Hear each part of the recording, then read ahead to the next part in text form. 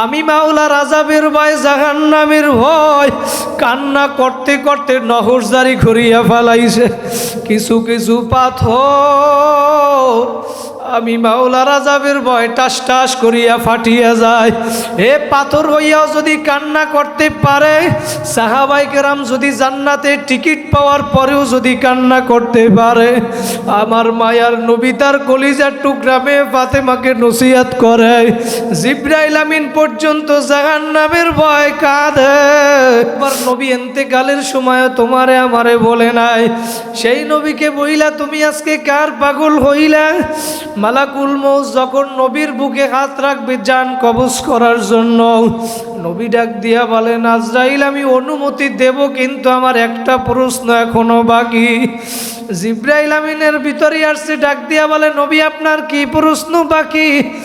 বলে, আমার ইন্তেকালের পর আমার উম্মত গুলা রেখে দেখা রাখবে। আল্লাহু আকবার।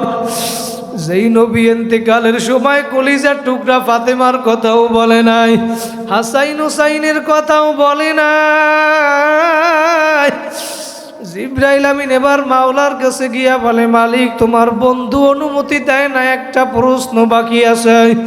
বলে, কি প্রশ্ন বাকি? আল্লাহু আকবার। আমার মাওলা তো সব কিছুই জানেন। জিবরাইল আমিন বলে, তার আসার পরে উম্মত গুলারে কে দেখা রাখবে? আমার মাওলা জানায় দেয়, জিবরাইল যাও যাও যাও, আমার বন্ধুকে গিয়া জানায় দাও, বন্ধু আসার পরে তার উম্মত গুলারে স্বয়ং আমি মাওলা নিজে দেখা রাখবো। যেই মাওলায় তোমার আমার এত ভালোবাসলো, যেই নবী তোমার আমার জন্য এত পাগল, তুমি আজকে সেই নবীরে বইলা কার পাগল হইলা? আমার মাওলার হুকুম মানো না, আমার মাওলাকে বাদ দিয়া কার পাগল হইছো? বাবা কোন দুনিয়ার পাগল হইলা? দুনিয়ায় কেউ আপন না, কেউ আপন না। স্বার্থে আঘাত লাগলে সন্তান মা বাবারে জবাই করিয়া ফেলায়, কথা বলেন ঠিক কিনা? স্বার্থে আঘাত লাগলে সন্তানকে মা বাবা জেলের ভিতরে ঢুকাইয়া ফেলায়। দুনিয়ায় কেউ আপন না রে বাবা, কেউ আপন না। আপন আপন যাকে ভাবো, কেউ তো তোমার আপন না। এক আপন হইল দয়ার নবী, আর এক আপন জোরে বলেন কে? আরো জোরে বলেন কে? যেই মাওলায় আপন, যেই নবী আপন, সেই নবীরে বইলা, মালিকেরে বইলা কার পাগল হইছ রে বাবা? একটু চক্ষু বন্ধ করিয়া দিলটাকে আমার মাওলার সঙ্গে লাগায়া দাও, আর এই ময়দান থেকে আজকে তওবার মতো তওবা করিয়া বাড়ি যাবা। জীবনে আর গুনার কাজ করবা না, নেকের আমল ছাড়বা না। এই ময়দান থেকে যদি আজকে তওবার মতো তওবা করিয়া যাইতে পারো, আমার মালিক তো দয়ার মালিক, আমার মাওলা সূরাতুল ফুরকানের শেষের দিকে 19 নম্বর পারার 5 নম্বর পৃষ্ঠার শুরুতে জানায় দেন, ইল্লা মান তাবা ওয়া আমানা ওয়া আমিলা আমালান সলিহা ফাউলাইকা ইউবাদদিলুল্লাহু সাইয়্যাতিহিম হাসানাত ওয়া কানাল্লাহু গফুরুর রহিমা। আমার মাওলা ডাক দিয়া বলে, বান্দা বান্দি যদি তওবার মতো তওবা করতে পারো, ইল্লা মান তাবা ওয়া আমানা ওয়া আমিলা আমালান সলিহা, তওবা করিয়া ফেলাইছো, নেক আমল যদি বাড়াইতে পারো, ফাউলাইকা ইউবাদদিল মানে পরিবর্তন করা, সাইয়্যাতিহিম হাসানাত। আমার মাওলা বলে, বান্দা বান্দিরা আমি তোদের গুনাহগুলারে সব নেকি দিয়া পরিবর্তন করিয়া দিব। বলেন সুবহানাল্লাহ। আমার মাওলা বলে, আমি তোমাদের গুনাহ খাতাগুলি সব মাফ করিয়া দিব। আমার মালিক তো দয়ার মালিক। আমার মাওলা হাদিসে কুদসির ভিতরে জানায় দেন, সাবাকাত রহমাতি আলা গদাবি, আমার রহমত রাগের থেকে প্রাধান্য পাইয়া যায়। তোদের গুনাহ খাতাগুলি আমি মাফ করব, শুধু তাই নয়, ফাউলাইকা ইউবাদদিল মানে পরিবর্তন করা। আমার মালিক বলেন, আমি তোমাদের গুনাহগুলারে সব নেকি দিয়া পরিবর্তন করিয়া দিব। কাজে এই ময়দান থেকে আজকে তওবা করিয়া গুনাহ মাফ করিয়া আমরা বাসায় যাব। কারা কারা আর একবার 2টা হাত জাগায়া ডাক দেন আল্লাহ, দিল থেকে আরো জোরে ডাক দেন আল্লাহ। আল্লাহ আপনি কবুল করিয়ে নেন, বলেন আমিন। যখন এই আয়াতটা নাজিল হইল, এবার এক নম্বরে জান্নাতের টিকিট পাওয়া আবু বকর সিদ্দিক রাদিয়াল্লাহু তাআলা আনহু চিন্তা করেন, আমার মাওলা যদি গুনাহগুলারে নেকি দিয়া পরিবর্তন করিয়া ফেলায়, তাহলে আমার চেয়ে মনে হয় ওমরের নেকি বেশি হইয়া যাবে। কারণ ওমর ইসলাম গ্রহণ করছে আমার পর। ওমর রাদিয়াল্লাহু তাআলা আনহু তো নবীর মাথা আনার জন্য গেছিল, কথা বলেন ঠিক কিনা? আবু বকর রাদিয়াল্লাহু তাআলা আনহু চিন্তা করেন, ওমরের আমল নামায় গুনাহ বেশি, আর বেশি গুনাহ যদি আমার মাওলা নেকি দিয়া পরিবর্তন করিয়া ফেলায়, তাহলে আমি আবু বকরের চেয়ে মনে হয় ওমরের নেকি বেশি হইয়া যাবে। আল্লাহু আকবার। বাবা, তারা জান্নাতে টিকিট পাওয়ার পরেও নেকির জন্য পাগল, নেক আমল। আর আমরা দুনিয়ার ভিতরে এখন গুনার প্রতিযোগিতা দেয়, কার চাইয়া কে বেশি গুনার কাজ করতে পারে, ঠিক কিনা? সাহাবায়ে কেরাম নেকির প্রতিযোগিতা দিছেন, কার চেয়ে কে বেশি নেক কাজ করতে পারেন। এবার আবু বকর রাদিয়াল্লাহু তাআলা আনহু ওমর রাদিয়াল্লাহু তাআলা আনহুর কাছে গিয়া বলে, ভাই ওমর, তোমার নেকির সাথে আমার নেকি আমি পরিবর্তন করতে চাই। ওমর রাদিয়াল্লাহু তাআলা আনহু ডাক দিয়া বলেন, ভাই আবু বকর, আপনার সব নেকি আমারে দেওয়া লাগবে না, আমি ওমরের সব নেকি আপনারে দিয়া দিব। আপনি আবু বকরের এক রাত্রর নেকি আমারে দিলেই যথেষ্ট। সুবহানাল্লাহ। এবার আবু বকর চিন্তা করেন, আমি ওমরকে দিতে চাইলাম সব নেকি, ওমর বলতে আছে এক রাত্রর নেকি দিলেই হবে। ভাইরা, আবু বকর, সে আবু বকর রাদিয়াল্লাহু তাআলা আনহু কেমন ছিলেন, ওমর রাদিয়াল্লাহু তাআলা আনহু কেমন ছিল, তাদের ঈমান কি রকম ছিল, এই জন্য আমার মাওলা সূরা বাকারার 2 নম্বর পৃষ্ঠায় জানায় দেন, আমিনু কামা আমানান নাস, তোমরা ঈমান আনো সাহাবায়ে কেরাম যেরকম ঈমান আনছেন। সাহাবায়ে কেরাম কি রকম ঈমান আনছে, তাদের ঈমান কি রকম ছিল, তারা নেকের প্রতিযোগিতা দিছে। বাবা, একটু খেয়াল করিয়া শোনেন। ওমর রাদিয়াল্লাহু তাআলা আনহু, আবু বকর সিদ্দিক রাদিয়াল্লাহু তাআলা আনহু একদিন রাত্রবেলা, প্রত্যেক দিন রাত্রবেলা মানুষের বাড়ি ঘুইরা ঘুইরা দেখতো কার কি প্রয়োজন, কার কি লাগবে। ওমর রাদিয়াল্লাহু তাআলা আনহু একদিন একজন বিধবা মহিলার কাছে গেল, মুরব্বী।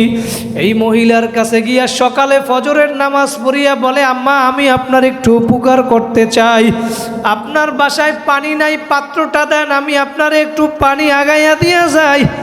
ওই মহিলা ডাক দিয়া বলে, ওমর, তুমি আমাকে ফজরের পরে পানি দিতে আসছো, তোমার একটু আগে কে যেন আমারে পানি দিয়া গেছে। ওমর রাদিয়াল্লাহু তাআলা আনহু চিন্তা করলেন, আমি ফজরের পরে এত তাড়াতাড়ি আসলাম, পানি দিতে পারি নাই, কে আমার আগে পানি দিয়া গেল। আগামীকালকে এবার তিনি প্রতিযোগিতামূলক ভোর রাত্রে তাহাজ্জুদ নামাজের সময় আসলো। আইসা বলে, মা, আমি আপনি আগে, আজকে আপনার পাত্রটা দেন, আজকে আমি আপনারে পানি আইনা দেই। ওই মহিলা আজকেও ডাক দিয়া বলে, ওমর, আজকেও তোমার একটু আগে কে যেন আমারে পানি দিয়ে গেছে। এবার ওমর রাদিয়াল্লাহু তাআলা আনহু চিন্তা করলেন, আমি গতকালকে ফজরের পরে আসছি, পানি দিতে পারি নাই, আজকে তাহাজ্জুদের সময় আসছি, তাও পানি দিতে পারি নাই, আমি আজকে রাত্রবেলা ঘুমাবই না, আর সারা রাত্র দাঁড়াইয়া থাকবো, দেখবো কে পানি দিয়া যায়।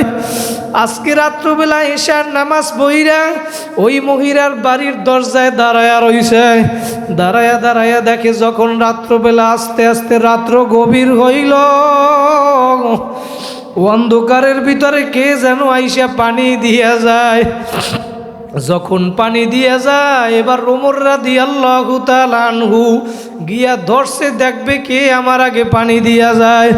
গিয়া দেখে যে ব্যক্তি আমার আগে পানি দিয়া গেল, দুনিয়ার আর কেউ না, 1 নম্বর জান্নাতে টিকিট পাইছে আবু বকর সিদ্দিক রাদিয়াল্লাহু তাআলা। ওমর রাদিয়াল্লাহু তাআলা আনহু চোখের পানি ফেলায় ডাক দেয়, ভাই আবু বকর, আপনার সাথে আমি কোনোদিন নেকের পাল্লা দিয়া পারি নাই। আপনি পানি দিয়া গেছেন ভালো কথা, আপনি খালি পায়ে কেন আসলেন? আপনার পায়ে জুতা নাই কেন, খালি পায়ে কেন আসছেন? আবু বকর সিদ্দিক ডাক দিয়া বলে, ওমর, আমি রাত্রবেলা মানুষের বাড়ি গুইরা গুইরা দেখি কার কি প্রয়োজন, কার কি লাগবে। আর এই রাত্রবেলা সমস্ত মানুষগুলা ঘুমায়। ওমর রাদিয়াল্লাহু তাআলা আনহুর এই কথার পরে আবু বকর বলে, ওমর, রাত্রবেলা যদি আমি এই জুতা পায়ে দিয়া পরিধান কইরা হাঁটি, আমার জুতায় যদি হাঁটার কারণে জুতায় কোনো আওয়াজ হয়, আওয়াজ, এই আওয়াজের কারণে যদি কোনো মানুষের ঘুমের ডিস্টার্ব হয়, আমি আবু বকর এই জন্য জুতা পায়ে দেই না, খালি পায়ে হাঁটি। আল্লাহু আকবার। সাহাবায়ে কেরাম বাবা কেমন পাগল ছিল আমার মাওলার।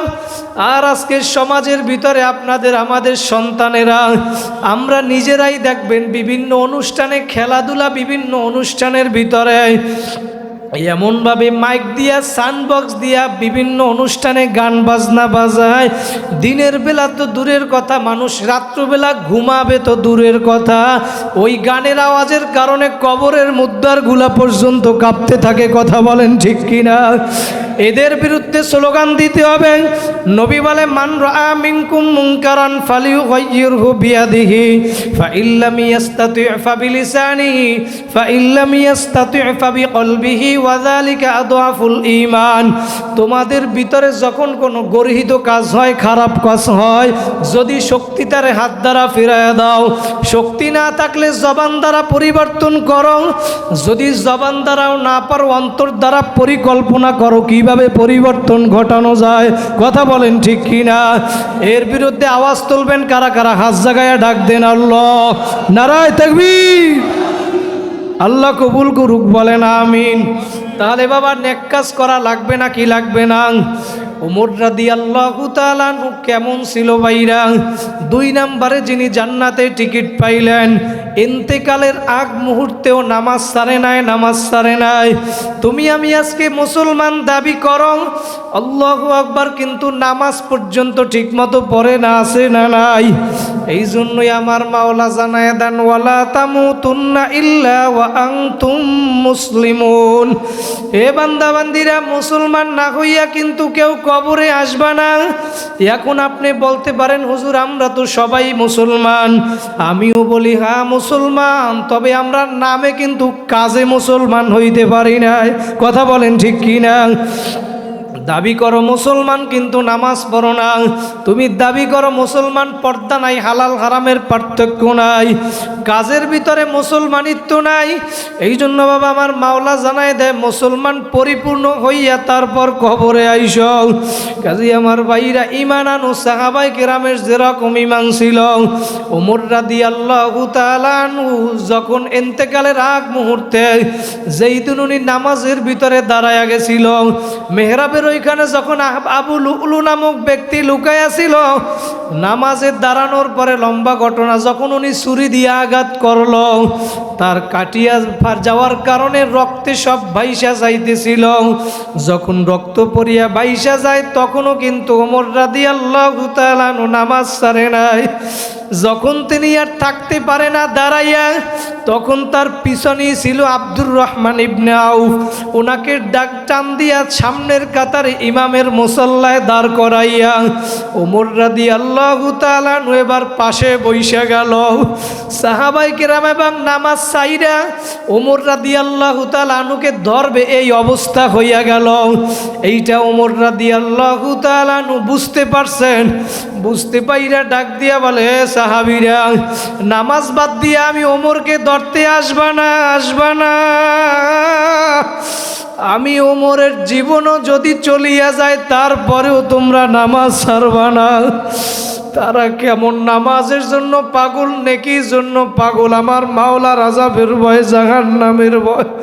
তুমি আমি কোন দুনিয়ার পাগল হইলা রে বাবা? কার মায়ায় পড়ছ? এবার আবু বকর সিদ্দিক রাদিয়াল্লাহু তাআলা আনহু নেকি দিতে চাইলেন সব। ওমর রাদিয়াল্লাহু তাআলা আনহু বলেন এক রাত্রর নেকি আমাকে দিলেই যথেষ্ট। আবু বকর সিদ্দিক রাদিয়াল্লাহু তাআলা আনহু এবার একটু চিন্তায় পড়লেন কি করা যায়। নবীর কাছে গিয়া বলে, ইয়া রাসূলুল্লাহ, ইয়া হাবিবাল্লাহ, আমি আমার নেকিকে ওমরের নেকির সাথে পরিবর্তন করতে চাইছিলাম, কিন্তু ওমর বলতেছে এক রাত্রর নেকি দিলেই হবে, সব দেওয়া লাগবে না। নবী হাসি দিয়া বলে, আবু বকর, আপনিও হইলেন আমার শ্বশুর, ওমরও হইল আমার শ্বশুর, আমি কোনো পক্ষপাতী করতে পারবো না, তবে নেকের পরিমাণ বইলা দিতে পারি। আবু বকর, আপনার ওই হিজরতের এক রাত্রর নেকি যদি এক পাল্লায় রাখা হয়, ওমর রাদিয়াল্লাহু তাআলা আনহুর সব নেকিও যদি এক পাল্লায় রাখা হয়, তারপরেও আপনার নেকের পাল্লা ভারী থাকবে। সাহাবায়ে কেরাম বাবার নেকের কত পাগল ছিল। তুমি আমি আজকে গুনার প্রতিযোগিতা দাও, কার চাইয়া কে বেশি গুনার কাজ করতে পারো। এই জন্য বাবা আমরা দূর থেকে আসছি, মুসাফির মানুষ, আল্লাহ পাক খালি হাতে ফিরাইয়া দিবে না। পায়ে হাত দিয়া বলিয়া গেলাম, বাবা গুনার কাজ ছাড়ো, নেকের আমল ধরো, আমার মাওলার হুকুম মানো, নামাজ বাদ দিও না, নামাজ বাদ দিও না, বিপর্দায় চলিও না, এক কথায় নাফরমান হইও না। নাফরমান হইয়া যদি কবরে যাও, নবী জানায় দেয় ওই কবরটা একটা জাহান্নামের গর্ত হইয়া যাবে। কাজী বাবা ওই কবরের তদবির দুনিয়ায় বসিয়া কামাই করিয়া যাওয়া লাগবে।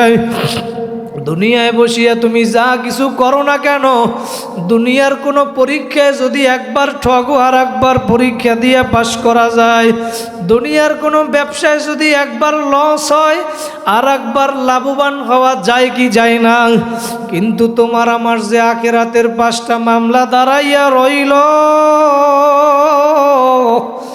আল্লাহু আকবার, মৃত্যুর মামলা, কবর, মিজান, হাসর, পলসিরাতের মামলা, ওই একটা মামলায় যদি ঠগিয়া বসো, দ্বিতীয়বার দুনিয়াতে আইসা জিতবার কিন্তু আর আশা নাই। এই জন্য বাবা আজকে এই মাহফিলটা জীবনের শেষ মাহফিল মনে করিয়া 2 ফোঁটা চোখের পানি ফালাও, দিলটাকে আমার মাওলার সঙ্গে লাগাইয়া দাও, আর একটু গুনার কথা স্মরণ করিয়া কান্না করো, তওবা করিয়া ফালাও। আমার মাওলা নিজেই জানায় দেয়, দুনিয়ার মানুষ ফালিয়াদহাকু কলিলাও ওয়ালিয়াবকু কাসীরা, হে বান্দা বান্দি কম কম হাসো আর বেশি বেশি কাঁদো। নবী জানায়া দেয়, মান বাকা মিন খশিয়াতিল্লাহ হারামাল্লাহু তিলকাল আইনা আলান নার, যেই চক্ষু আমার মালিকের ভয়ে কাঁদবে, ওই চক্ষু আমার মাওলা জাহান্নামে দিবে না। বাবা তুমি আমি কি মানুষ হইয়া এত নেমক হারাম হইলাম, এত পাষাণ কেমনে হইলা? বাবা তোমার আমার চোখে আজকে পানি নাই, গুনাহ করতে করতে দিলটা পাথরের মতো শক্ত হইয়া গেছে। এ পাথরও কিন্তু আমার মালিকের ভয় কান্না করেন। আমার মাওলা সূরা বাকারার 10 নম্বর পৃষ্ঠায় জানায় দেন, 1 নম্বর পারার 10 নম্বর পৃষ্ঠা, সুম্মা কাসাত কুলুবুকুম মিন বাদি যালিকা ফাহিয়া কাল হিজারা أو أشد قسوة وإن من الحجارة لما يتفجر منه الأنهار وإن منها لما يشقق فيخرج منه الماء وإن منها لما يهبط من خشية الله। হে বান্দা বান্দি, তোরা কি দেখো না দুনিয়ায় কিছু কিছু পাথর আমি মাওলার আযাবের ভয়, জাহান্নামের ভয় কান্না করতে করতে নহর জারি করিয়া ফেলাইছে। কিছু কিছু পাথর আমি মাওলার আযাবের ভয় টাস টাস করিয়া ফাটিয়া যায়। এ পাথর হইয়াও যদি কান্না করতে পারে, সাহাবায়ে কেরাম যদি জান্নাতে টিকিট পাওয়ার পরেও যদি কান্না করতে পারে, আমার মায়ার নবী তার কলিজার টুকরা মেয়ে ফাতেমাকে নসিহত করে, জিবরাইল আমিন পর্যন্ত জাহান্নামের ভয় কাঁদে। তুমি আমি মানুষ হইয়া কি এত নেমক হারাম হইলা রে বাবা? জিবরাইল আমিন একদিন নবীর কাছে আইসা কান্না শুরু করিয়া দিল, এমন সময় কখনো আসে না। নবী ডাক দিয়া বলে, ভাই জিবরাইল আপনি কেন কাঁদেন? জিবরাইল আমিন বলে, নবী আমার, আজকে আমার মাওলা আমাকে জান্নাত জাহান্নাম দেখাইছেন। জান্নাত আমার মাওলা এত নাজ নেয়ামত দিয়া বানাইলো, এত সুন্দর করিয়া সাজাইলো, বিবরণ দিয়া কোনোদিন বোঝানো যাবে না। আর জাহান্নাম এমন আযাব গজব দিয়া আমার মাওলা বানাইছে, ওই আযাব সহ্য করার শক্তি দুনিয়ার কোনো মানুষের নাই। এই কথা বলার পরে আমার মায়ার নবীও কান্দে, জিবরাইল আমিনও কাঁদে। এবার নবী ডাক দিয়া বলেন, জিবরাইল আমিন আপনি কেন কাঁদেন? আপনি তো আমার মাওলার সম্মানিত ফেরেশতা, আপনি কেন কান্না করেন? জিবরাইল আমিন বলে, নবী আমার, ইবলিসও তো মাওলার সম্মানিত ফেরেশতা ছিল। ইবলিসের ব্যাপারে আমার মাওলার চিরস্থায়ী জাহান্নামের ঘোষণা। আমি জিবরাইলের ব্যাপারে কি উপায় হবে? এবার বলার পরে জিবরাইল আমিন চইলা গেল। নবী কান্না করতে করতে মসজিদে নববীর দিক রওনা করলেন। নবী এবার মসজিদে নববীতে গিয়া দেখেন কিছু আনসারি সাহাবী মসজিদের ভিতরে আনন্দ ফুর্তির ভিতরে লিপ্ত আছেন। নবী ডাক দিয়া বলেন, সাহাবীরা তোমরা কি মৃত্যুর কথা বইলা গেছো? একটু আগে জিবরাইল আমিন আমার কাছে আসছিল। জিবরাইল আমিন যেই জাহান্নামের বিবরণ দিছে, ওই আযাব সহ্য করার শক্তি দুনিয়ার কোনো মানুষের নাই। কিতাবের ভিতরে আসছে, ওই দিন থেকে আমার মায়ার নবী ইন্তেকালের আগ পর্যন্ত আর কোনো দিন মুখ বইরা জোরে হাসে নাই। আমার মায়ার নবীও যদি কান্না করতে পারে, তুমি আমি কেন কাঁদতে পারবা না রে বাবা? পারবা না? চক্ষু বন্ধ করিয়া ভাবো, দুনিয়ার ঘরে আগুন লাগলে পানি ছাড়া বন্ধ করা যায় না। দুনিয়ার ঘরে আগুন লাগলে ফায়ার সার্ভিস দিয়া বন্ধ করা যায়, কিন্তু তোমার আমার গুনার কারণে যেই জাহান্নামের আগুন জ্বলছে, ওই আগুন কিন্তু চোখের পানি ছাড়া নিভানো যাবে না। দুনিয়ার আগুন জ্বালানোর জন্য লাকড়ির প্রয়োজন হয়, গ্যাসের প্রয়োজন হয়। আর আমার মাওলা সূরা বাকারার 4 নাম্বার পৃষ্ঠায় জানায় দেন, ওয়াকুদুহান নাসু ওয়াল হিজারা, হে বান্দা বান্দি, আমি মাওলা জাহান্নাম জ্বালাবো মানুষ আর পাথর দ্বারা। পাথরও আমার মালিকের ভয় কান্না করে, তুমি আমি মানুষ হইয়া কেন কাঁদতে পারবা না রে বাবা?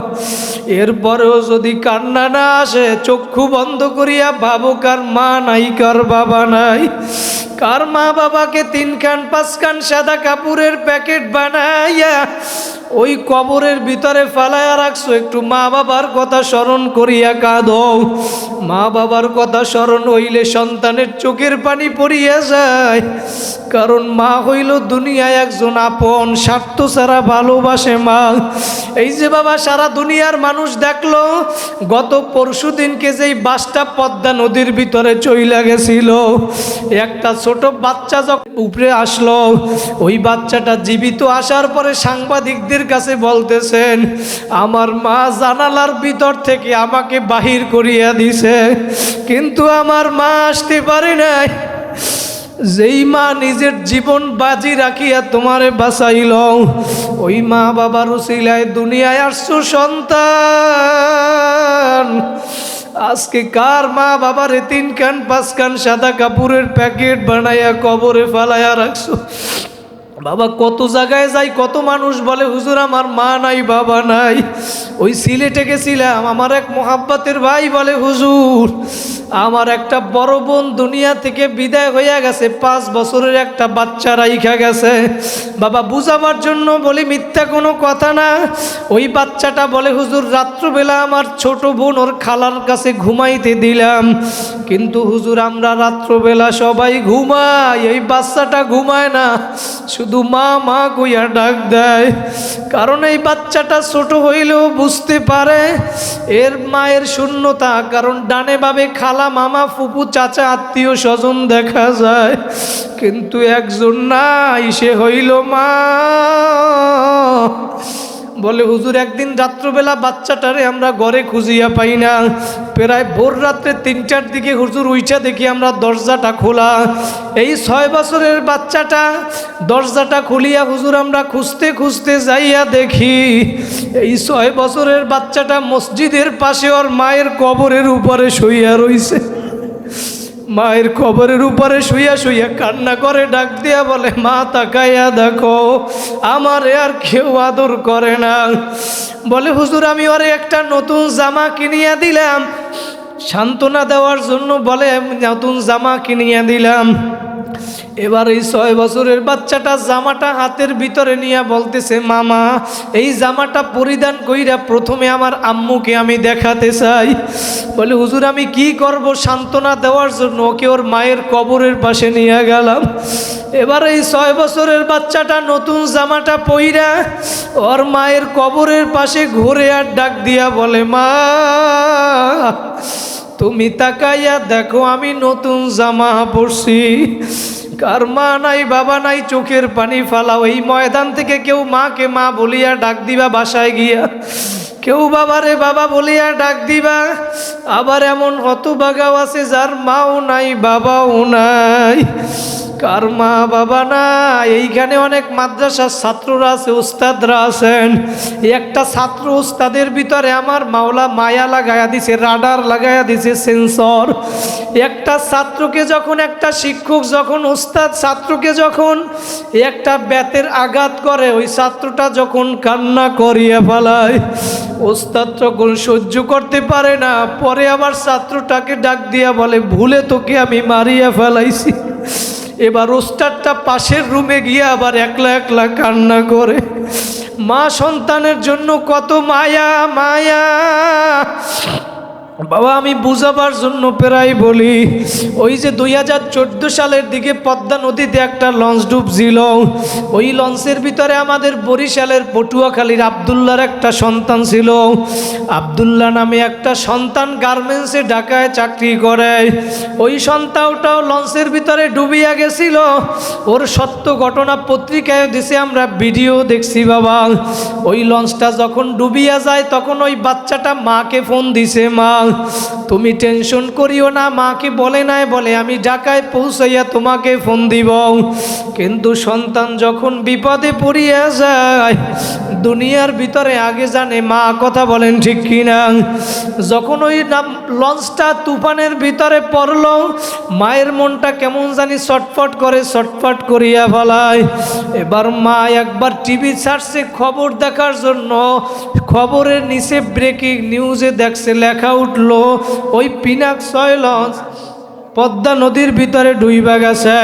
কাজী বাবা আমরা যেইটা বুঝাতে চাইলাম, ওই মা সন্তানের জন্য কি পরিমাণ মায়া মায়া। মায়ের যদি সন্তানের জন্য এত মায়া হইতে পারে, আমার মাওলা বলে বান্দা বান্দি দুনিয়ার সমস্ত মায়ের মমতাও যদি একত্রিত করো, তার চাইতেও আমি মাওলা তোদের জন্য কোটি কোটি গুণ বেশি মায়া। আমি মাওলা তোদেরকে বড় আদর করিয়া বানাইলাম। এ বান্দা বান্দি আজকে এই ময়দানের ভিতরে তওবা করিয়া ফেলাও। জীবনে আর কোনোদিন গুনার কাজ করবা না, নেকের আমল ছাড়বা না। কারা কারা পারবা 2টা হাত জাগাইয়া ডাক দাও আল্লাহ। নারায়ে তাকবীর, নারায়ে তাকবীর, নারায়ে তাকবীর। কাসিম ঈসা হুজুরের আগমন।